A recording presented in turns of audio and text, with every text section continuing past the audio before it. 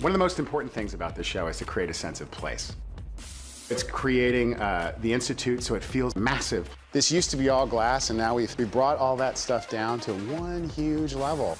It's a beautiful amalgamation of the history of that church and all the technology within it. This is the technology that exists today. So we use these as substations for our guys to track demons. There's one right there.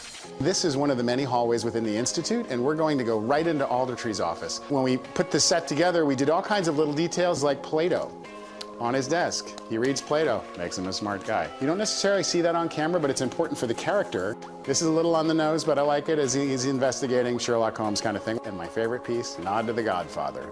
As my grandmother used to say, God is in the details, and I believe that. To me, it's more scary and more interesting when it looks like it's the real world. So that's really textured and rich. One of the cornerstone characters of the show is New York City. So what we want to make sure this year is that it feels like we're in New York.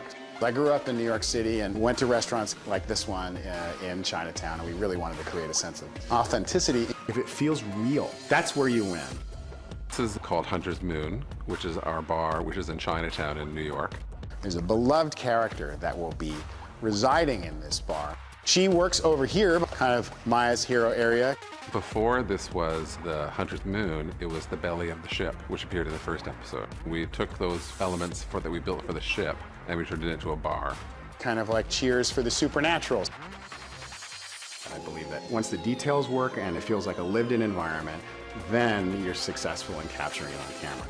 Magnus's lair, so it's this huge, wealthy man who's a wizard, who's in New York, who has this fantastic taste. We wanted to make sure that it felt swanky, tasteful, and Doug McCullough and his production design team have done a beautiful job reimagining the world where Magnus lives.